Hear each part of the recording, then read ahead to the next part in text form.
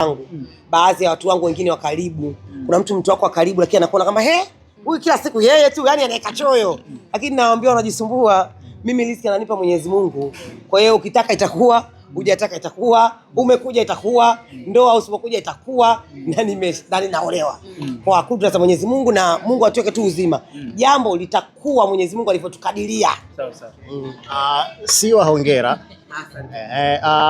Kuna interviews ambazo ulifanya na ukasema kwamba moja kati ya vitu ambavyo ulishindwana na baadhi ya wanaume ambao walipita ni ratiba zako na aina maisha ambayo uko nayo sasa hivi. Na ndio maana umeamua kumchukua mtu ambaye uko katika career moja, kwamba wewe ni msanii lakini yeye anafanya kazi ya kama DOP, cameraman na vingine. Ndio hivyo. Na ndio kweli ndio uko hivyo. Kwa sababu yeye ambaye nimemchukua na yeye kazi anaijua, kwa hiyo tutagombana kwa mengine, lakini sio kwa sababu ya kuchelewa kurudi kazini. Sababu anajua kazi jinsi zilivyo. Na kwa kifupi tu tuna TV yetu tumefungua Siwa TV na tunaiombea Mwenyezi Mungu ipande zaidi. Makofi jamani, nimefanya kitu kikubwa, nataka kunipige makofi ndugu zangu. Kwa hiyo baada ya hapo sasa tutakuwa tunarusha kazi zetu. Tutaachia short film, tumesha shoot. Baba mwenyewe ndo kashiriki kwenye hiyo kazi.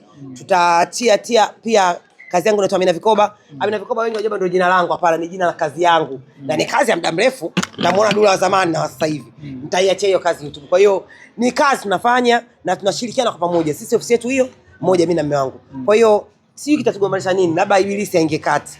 Ila kwa sasa tunamshukuru Mwenyezi Mungu. Tuko sawa. Okay. Ibilisi aingie kati. Moja kitu ambacho nimekiona sasa hivi ghafla baada ya story zako kuvuma kwenye mitandao ya kijamii ni kwamba kuna watu wanasema kwamba Siwa ni mbabe, hapendi kushindwa na kwa nini anakuwa hivyo. Sasa huyo mume wake mbona anaonekana kama ni mstaarabu hivi, itakuwaje? Kuna kauli kama hizo nimeziona sana sasa hivi. Vipi unawaambiaje hao? Mimi kwanza sio mbabe, mimi nina misimamo yangu tu. Na mume wangu ameshaijua misimamo yangu kwa sasa. Kwamba huyu mwanamke yukoje, sababu sianza naye jana wala juzi.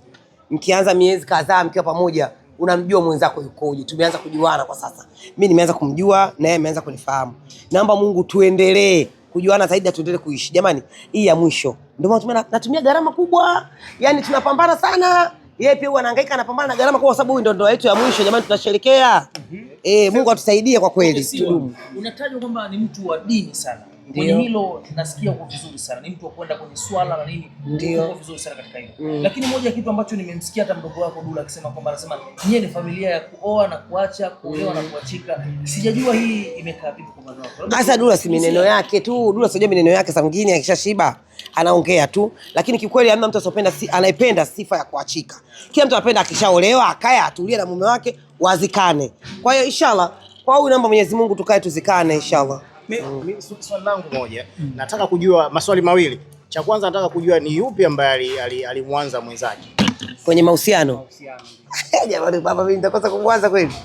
Eti nilianza ulinianza? Bwana kiukweli alinianza. Ya kwanza inapendeza. Unajua sisi wanawake tumeomba kuanzwa. Inapendeza zaidi alinianza. Swali langu kama kakuanza, nataka nikuulize, umetoka katika ndoa ambayo haina muda mrefu, na mara nyingi mwanamke ambaye amepitia katika ndoa mbalimbali anakuwa ni kama wanaita trauma. Yani trauma ndo nani?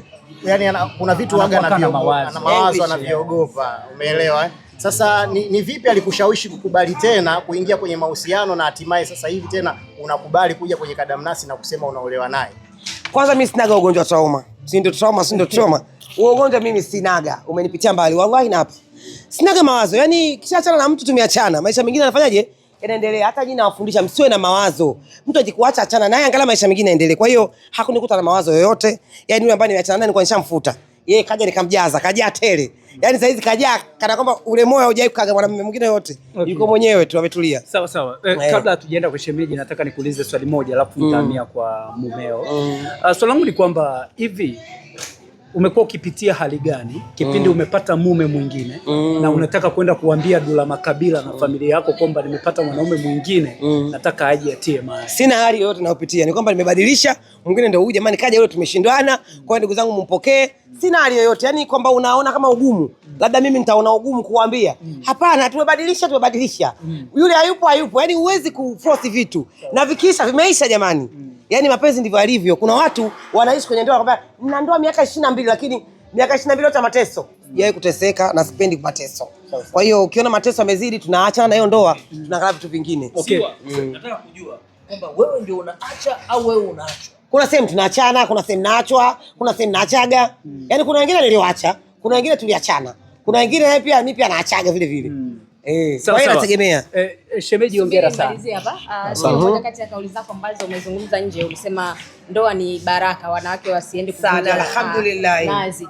Siwa kwenye maisha yako ya nyuma labda haujaita kwenda kwa mganga kidogo ili upate mwanaume akuoe? Mimi naenda kwa ustazi kuombewa dua. Na ukiombewa dua basi inshallah Mwenyezi Mungu anakukadiria. Kwa sababu wewe unaenda kuomba unataka unavyotaka wewe, lakini kuomba Mwenyezi Mungu anakukadiria. Mimi leo sikutegemea kama nitapewa dhahabu, sija kuvaa dhahabu kusema kweli ndugu zangu. Toka nizaliwe dhahabu sijawahi kuivaa. Kwa hiyo mwanaume kanipa dhahabu, namshukuru Mwenyezi Mungu. Kaleta mahari, namshukuru Allah. Mwenyezi Mungu amzidishie kwa kila laheri. Sawa. Unawashauri vipi mabinti ambao wanaenda kuvunja nazi labda kwa waganga ili wapate wanaume wa kwao, ukiwa kama ni moja wa watu ambao umezungumza kauli hizo, la kwa ushauri mabinti siku ya leo? Msivunje nazi. Omba dua kwa Mwenyezi Mungu. Allah atakupa mume wako. Na haina nafasi, yani hiyo haina kuchelewa, haina kuwahi. Mume wako akishafika muda wake inshallah itakuwa. Sawa. Tunaenda kwa shemeji alafu tutarudi tena kwa Radi. Shemeji, hongera sana.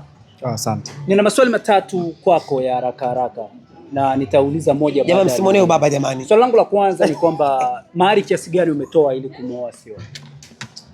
Total vitu vyote milioni 14.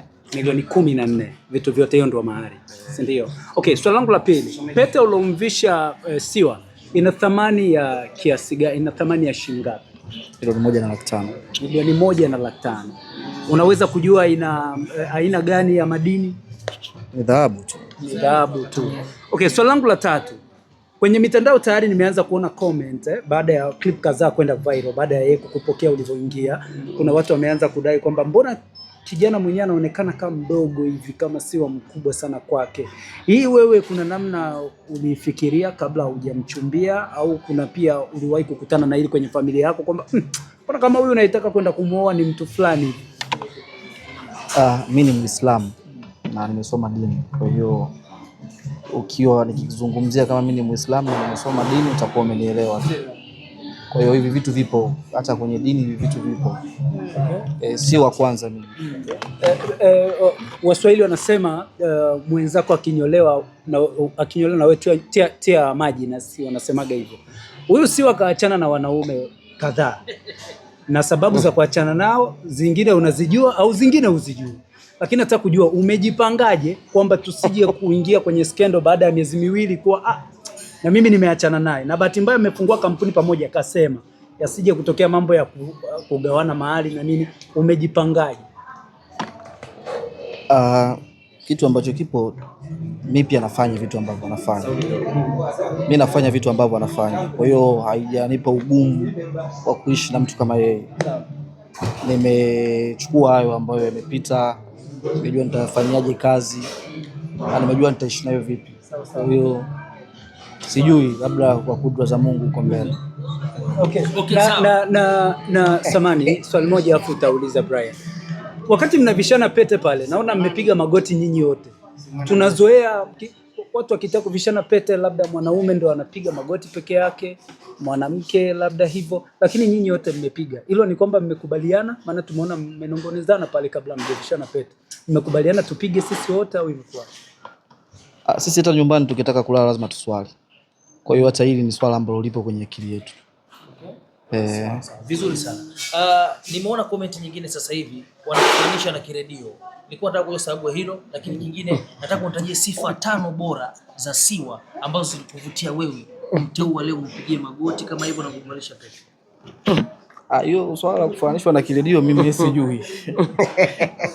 Ndio nasikia hapa.